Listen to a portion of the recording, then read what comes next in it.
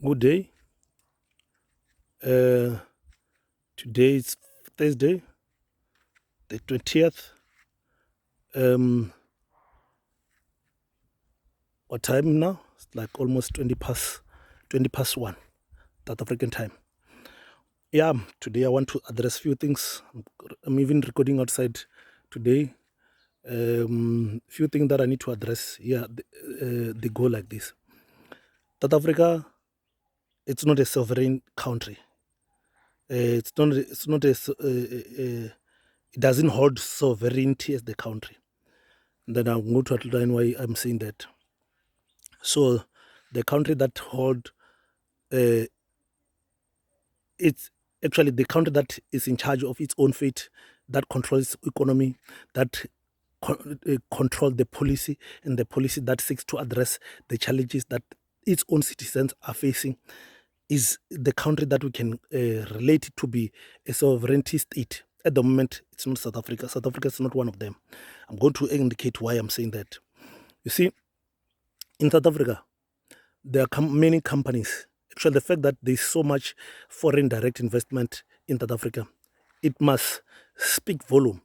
The question is saying, is there any uh, FDI that South Africa or South African company uh, invest in other countries? Let's not dwell much, because most of the company that you think they do the foreign investment in international or in other foreign countries, they are not from South Africa. They just operate as if they are from South Africa.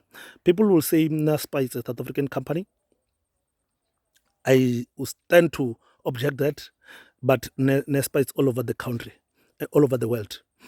Now, let's go back to what I want to address quickly, because this video is going to be very short and very sweet.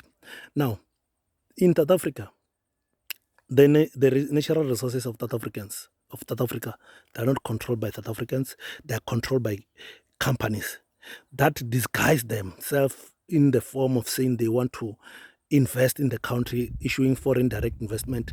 They know they use that as a leverage to control the resources of the country. If you can go to anywhere in the world, you will see that 95% of the platinum you see in the world is coming from South Africa. And one of the company that forefront that hegemony of controlling the platinum is Lonmin Minerals. Lonmin Minerals is one of the company that is operating in Marikana. That company is called London Minerals in South Africa. That company control majority of the platinum, and they don't control it on behalf of South Africa. They control it on behalf of United Kingdom. And there are many companies that are doing the very same thing in controlling the resources in the country, controlling the minerals in the country, controlling most of the economic components of the economy of the African economy.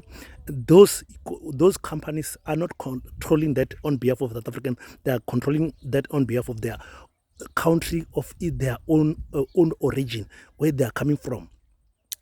So that's why in some countries, like in Japan, like in China, in Russia, they control the ownership of the in India, by the way, they control the ownership of of the the foreign companies, because they don't want to have so many companies owning the big chunk of the economy. And then that is simply mean that the economy of that country is being controlled somewhere else where these companies are coming from. And the Africans, they haven't wake up to that reality that controlling the economy or having many companies coming to the country controlling the economy, it's not good for the country on its own, because it simply means that you cannot dictate the future of the country. You cannot dictate where the country should go, because the policy of the economy, the country, the policy of the economy, political policies, they have to be drafted in line with the wishes and will of those country, the companies that are operating in the country. It simply means that other countries, they use those companies to influence the policy, they influence the policy of the economy, they influence the policy of the politics of the day, it will influence how the country should be managed, and you feel like you are a democratic country only to find out that you don't even have any say, because you is done in a way that you then coerce to feel like you are in a democratic state, only to find out that you're not there in the democratic state. Majority of this company, when they operate in South Africa, they are operating using behaving the umbrella for tax system, international tax frame system, especially on the side of worldwide taxation system or residential tax system, that says companies must pay tax to the country of their origin. So we know that there's VAT, there's pay as you earn and all that. But this part that people forget, that if company declare dividends, they're declaring dividends from taxable income. Yeah? After no, they're declaring dividends after I don't want us to get to that. I will explain that why I don't want us to get to that. When companies, they're on the taxable income, there's the thing of saying sales, cost of sales, operating expenses, then you then get taxable income. That taxable income, that's where the most important thing that I want to highlight comes from, because majority of these companies, when they declare, there's something called tax treaty in South Africa or in the whole world, where they're saying companies that are operating in South Africa, because they're not South African companies and they don't have to pay that taxable income is not supposed to come left in South Africa, but it must go back to the country of their origin. This tax treaty is to redress that part, to say, because you're not operating from South Africa, you can't take the whole chunk of taxable income to the country of your origin. You then get taxed, possibly, I think last time I checked, I think tax treaty in South Africa is like 3% or 5%, if I'm not mistaken. Simply means that on that taxable income that you made it to this year, 5% must be left behind. Then you take the entire money, goes to the country of their origin, the revenue, what do you call this thing? The revenue authority of those countries, of those companies, where they are coming from. Then that money is supposed to be injected in the economy of South Africa. But because we're having so many companies doing business in South Africa, they don't pay that money back to South Africa. Simply means that there's so much money that is going outside of the country because of that. Now, the question is, how do we then address that? We need to have more South Africans participating in that space, where they, instead of those companies doing the business in South Africa, we have South African doing doing business in South Africa, occupying that space. And that's what is important. At the moment, South Africans, they don't care about that. They only care to say, what are this company going to bring in terms of in the forms of the job? They just want jobs. It's not enough. Jobs are the one that are also destroying the country, because the money is leaving outside the country. There is more than the money that they're paying you guys to be the economic slaves. There's more to that, because if you have more companies that are operating in the space of these multinational companies, simply mean that most of South Africans, they were going to pay tax directly to South African revenue authority. Now, that those companies, they take money that was supposed to go to South African revenue authority, then they go back to revenue authority of their own countries of origin. And that's a problem. This need to be addressed. And now you'll start to lose power, economic power, because you have resources that are in demand globally, but they are not controlled by you. They are controlled by foreign companies. They are controlled by those multinational companies, which now render the country to be useless, which now render the country not to claim to be a sovereignty state. So now I'm addressing that part, which now most of the people, they don't even take into account. Because if you don't take that one into account, simply means that you are plunging the economy into darkness unnecessarily, without even noticing that. By the time when you wake up, you realize that the resources that brought those companies to South Africa, they are gone. And you could have utilized that resources to empower your economy, to make sure that your economy is strong. And that is a problem. That's why countries like Saudi Arabia, Russia, they have those resources, but they make sure that they are controlled by the state. That's where now socialist state is important, because most of those resources, they have to be under the custodian of the state. Then whatever that is generated out of those resources, they then get injected in the development of the state components of the economy, key strategic sector of the economy, using the very same money injecting in the economy, and then we start to have a healthy economy functioning that can compete in the world best economy with the world best countries in the global space. Now, where are we going with as South Africans? Why we're not addressing those issues that are very important? Why we are slipping from this, the God-given nature? Now, that's a problem, and I have realized that majority of people are not prepared to have this conversation.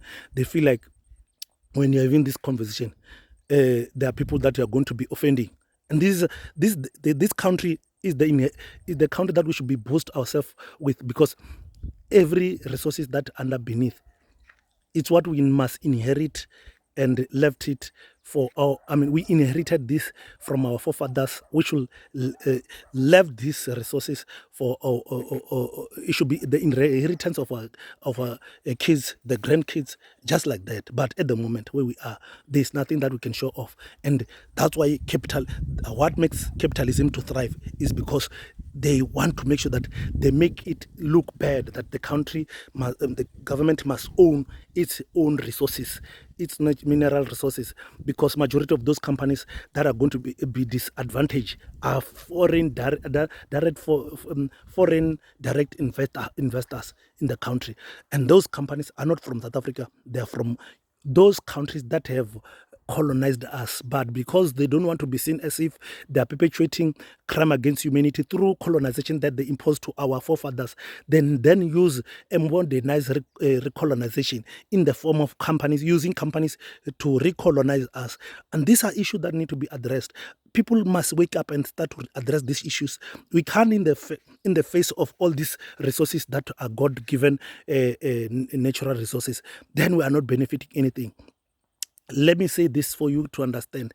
When the copper or when platinum leaves the country, there are so many things that then get triggered. Immediately once it leaves from South Africa, from Lonmin, it leaves as a raw platinum.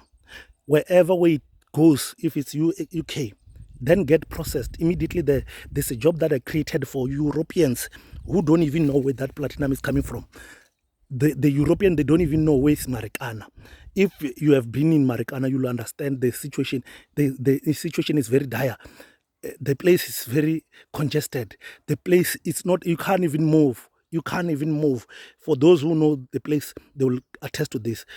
I've been in Marikana for many times. Now, I'm saying that platinum, it will go with jobs with it, because it's on the primary stage. It has been extracted from the soil. It was not processed. We don't even have any plants to process it, and it was done deliberately so that we don't have to because if we were to have plants to process that thing, simply means that Europeans were not going to have jobs. When you extract platinum, it simply means that it's having so many jobs attached to it: primary, secondary, and tertiary. When it's on the final stage. So those jobs, when you extract it, it's a primary part of it. That jobs were created for the miners who are mining and extracting the gold. But secondary employees who are supposed to do purification, make sure that cutting the gold into useful product or final commodity is secondary and tertiary. Then it has to be brought back as a final product. We don't even know that most of the commodities that we are using, even myself at the moment, it's only a few items that I know that they are used to they use what do you call this thing, platinum, to make those commodities. It's only a few of them, but there are so many platinum items that we don't know that, and it's been kept away from us for us to know those things. And it's a problem. There's demand for platinum in the world. That Africa should be forfeiting that space and dictating the terms and conditions. That's why Russia now, even if it gets sanctioned, you cannot isolate Russia, because it has something that Europeans, they don't have, and they don't control it. Russia on its own, it controls it. And that's why European countries, they will hate Russia to the beat, to the last bit. The very same thing they do to China, but there is nothing that they can do, because Russia has armed itself against colonialist settlers, and they make sure that their resources are protected, and then they keep them intact to say this must benefit our own people. Even as the most sanctioned country at the moment, Russia is still the most performing economy at the moment. in the world at the as much as sanctioned as it is. Now the question is, if we were to get sanctioned as South Africans or South Africa, how are we going to perform? Because the platinum is not controlled by South Africans. The gold is not controlled by South Africans.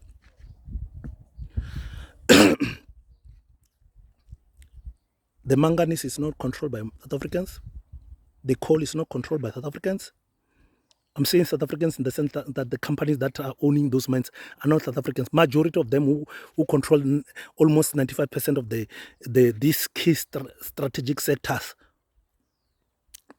are not South African companies, are not South African owned companies, are foreign owned companies.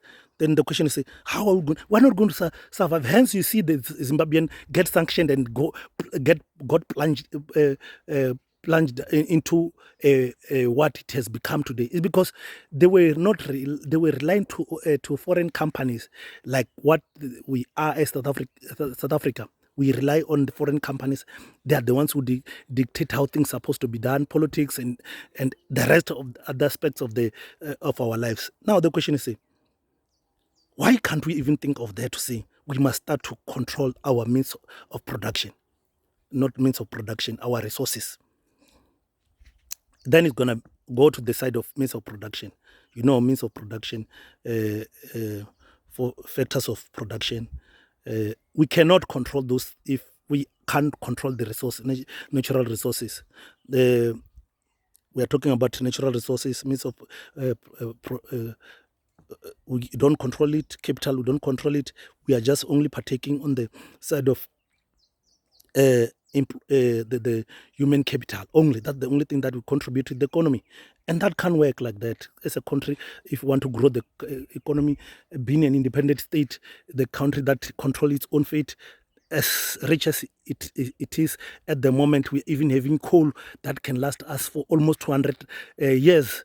In Mpumalanga alone, we're talking about Mpumalanga alone. The statistics shows that. Now the question is, why we are not controlling that? Why our economy is still being savaged like that, while we're having so much, and we can't show off. I don't believe Africa is the problem. Is poor leadership. No, problem is that there's too much interference from the international companies, international countries. I mean, international.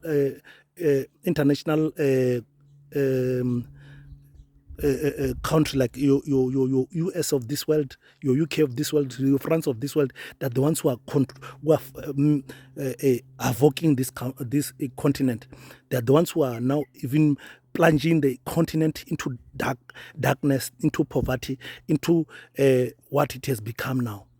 And it's high time that we reject those things if we are serious about this thing of making Africa to be great again. It's never been great anyway. If we want to make Africa to be great, because it's never been great, it's up to us as the generation of this era, if we are serious about reviving. I don't know if I will have to put revive, because there was never any revived Africa. Because if it was revived for those who have colonized us. And it's very important we address this thing in a way that it is, because at the moment, this can't go on like this. South Africa can't be in darkness while we're having coal that can sustain us for the next 200 years. So can't be in dark. But because the policy that are imposed, they're not for South Africans. They're for those who control the economy. And they control the economy because through their companies that are operating in South Africa. Their companies, they are not doing it for us. They are doing it for their countries where they are coming from. And that has to be, that has to change. If I was a president, or it happened that today I wake up being a president of this country, I was just going to make sure that all these companies that are coming to South Africa, their contribution should be only 20%. 80% must be South African companies doing business in South Africa, government projects being given South African company, and we have another department that monitors these companies that have been given projects in the government, with the government, or that are doing business with the government, to make sure that we see that taxable income being taxed, going to the South African Revenue Authority, and make sure that whatever that is being taxed then get injected to the economy for the economic development, the very same way Russia is operating, the very same way China is operating. Capital must never be the one that controls the order of the day in the country. It shouldn't be. We shouldn't even be begging before or kneeling before those who control the economy. We shouldn't be doing that. But because they control everything, they control the government, they control the president, they give president money to become a president. They control each and everything and aspect about us. It has to change. We can't be this. This is not sustainable. We can't have this, and something has to give in. But the problem, we are having so many people who don't even think about those things to say, hold on. If we were to pull all international companies outside that are operating in South Africa, we pull them, and then the vacuum space, who's going to fill it at the moment? It should be South Africans, right? Yes, that's true.